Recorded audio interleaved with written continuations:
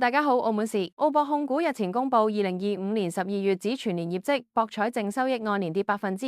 至262.03億元，酒店、餐飲、零售、租賃同其他收入按年則增4.7%至到22.88億元，經調整 EBITDA 按年跌15%至31.98億元，全年應佔虧損4.29億，對比2024年應佔溢利為300萬元，唔派末期息。澳博表示整體表現偏軟，主要由於集團自舊年7月底起有序結束衛星場，進而拖累集團嘅市場佔有率，盈利下跌，主要源於過渡期內較高嘅回贈支出，加上營運開支上升所致。隨住集團持續落實成本控制措施，相關水平已經有所收窄。喺2025年12月31號錄得現金、銀行結餘、短期銀行存款同已抵押銀行存款為30.1億元，債項則為292.52億元。集團之銀團貸款融資包含109億元定期貸款及115億元循環信貸，其中36億港元可供使用。